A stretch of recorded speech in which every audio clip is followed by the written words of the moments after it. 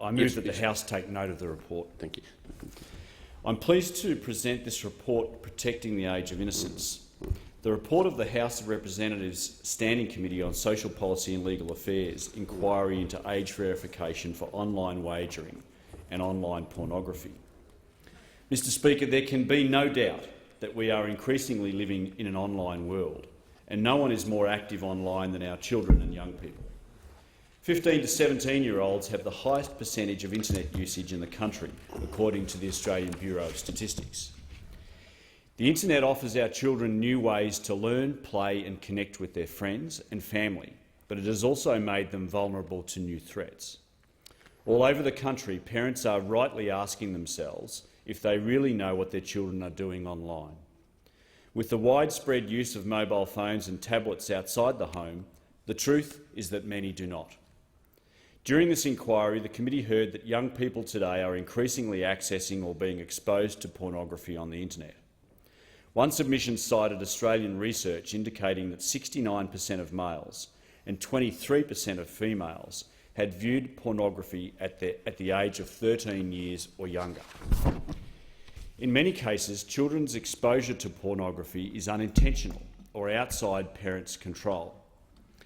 Parents, teachers and others recounted first-hand experiences of children in their care encountering pornography online through friends or schoolmates, or as a result of totally innocuous web searches. Mr Speaker, this pornography being accessed even by primary school students is much more extreme and in some cases more violent than ever before. We're not talking about the occasional discarded Playboy magazine of the past. The committee heard about a barrage of pornography, accessible free of charge online, which increasingly portrays sexual violence, non-consensual behaviour and highly distorted gender roles. Disturbingly, it is the pornography that portrays this kind of behaviour which is among the most popular. The impact this material is having on our children and our young people is extremely concerning. The committee heard how exposure to this extreme content is reinforcing harmful gender stereotypes, contributing to unrealistic understandings of sex and sexuality, and even normalising sexual violence. In the words of Ms Julie Inman-Grant, the E-Safety Commissioner, she said there are deep and legitimate concerns about ready access to online pornography and how that might impact the social sexualisation of an entire generation. More broadly, the committee heard about exposure to pornography contributing to poor mental health, anxiety about body image, eating disorders, reduced academic performance, erectile dysfunction, feelings of guilt and embarrassment about sex, and even systemic issues such as violence against women. In relation to online wagering, the committee received fewer submissions. Nonetheless, we heard about how exposure at a young age can lead to problem gambling later in life. Though not directly in the scope of this inquiry, we also heard that children are increasingly being exposed to simulated gambling through what are called loot boxes in video games, which can act as a gateway to other forms of gambling. As many as 160,000 Australian adults suffer right now today with severe problems in their lives as a result of gambling. Up to a further 350,000 Australian adults currently display gambling behaviours which may make them vulnerable to problem gambling in the future. Problem gambling is strongly linked to increased financial problems and bankruptcy, increased likelihood of family breakdown, substance abuse, anxiety and depression, and even suicide. We must prevent children from heading down this path. To say that there is a great deal of public concern about these issues would be a dramatic understatement. The committee received over 3,000 contributions, mostly from individual members of the public. More often than not, these submissions expressed Australians' horror and dismay at the material being accessed by young people and the impact it is having on their lives. The stories of the harm being done to our vulnerable children were frequently distressing to hear. It is critical that we find more effective ways to protect our children online. This inquiry considered the potential role for age verification technology to provide some of that protection by making it much harder for children and young people to access online wagering and pornography online. Online age verification is not a new concept. However, the committee heard that the technology for online verification has become more sophisticated. There are now a range of age verification services available which can balance effectiveness and ease of use with the privacy, safety and security that Australians demand. We heard about methods which include verifying a user's age against a government-issued identity document or estimating a user's age using biometric data.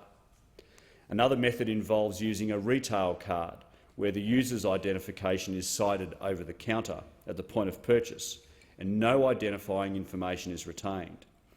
These methods and others can be mixed or offered as choices to give users the flexibility and the reassurance of privacy and security they need. The committee recognises that none of these methods are perfect. Age verification is by no means a silver bullet, and protecting children and young people from online harm requires government, industry and the community to work together across a range of fronts. However, we must not let the perfect be the enemy of the good. Based on the evidence we received, the committee concluded that age verification can create a significant barrier to prevent young people, and particularly younger children, from exposure to harmful online content. It won't solve the problem overnight, but it will dramatically reduce accidental exposure and make it far harder for even determined older children to get access. The committee has therefore made 6 recommendations in support of the implementation of online age verification in Australia. The committee recommended that the Digital Transformation Agency lead the development of standards for online age verification. These standards will help to ensure that online age verification is accurate and effective, and that the process for legitimate consumers is easy, safe and secure. In particular, no personal information other than the user's age-related eligibility should be shared between the age verification provider and the age-restricted site, and the storage of personal information should be minimised so as not to create a honeypot of sensitive data attractive to crime syndicates. The committee also recommended that the Digital Transformation Agency develop an exchange to support the provision of accredited third-party age verification in Australia. In relation to pornography, the committee recommended that the E-Safety Commissioner lead the development of a roadmap for introducing mandatory age verification for online pornographic material. This should be a part of a broader, holistic approach to address the risks and harms associated with online pornography, but it is a vital part.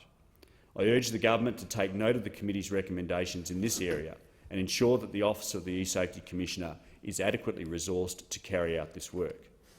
For wagering, the committee recommended quite simply that the Australian government implement a regime of mandatory age verification alongside the existing identity verification requirements. The committee also recommended the development of educational resources for parents and consideration of options for restricting access to loot boxes in video games, including through the use of age verification. The committee believes that together these recommendations will contribute to the safer online environment for children and young people we desperately need. In closing, I again acknowledge the strong public interest in this inquiry, and on behalf of the committee thank all of the individuals and organisations who shared their views with the committee. Mr Speaker, this is not rocket science. We place age restrictions on this kind of material in the offline world for a reason. It is harmful for children and young people, and they should not have access to it.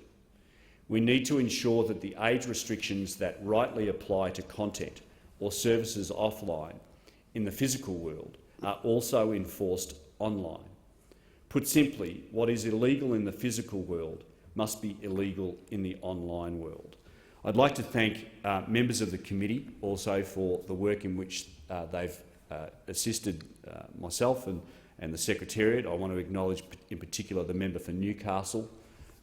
Whilst technically there is a dissenting report, that is not the practical effect of it. There are only a number of additional comments that the member of Newcastle are making, and I want to thank her for the bipartisan approach that she's taken and her other members have taken in this regard. Thank you. I commend the report to the House. Thank the member for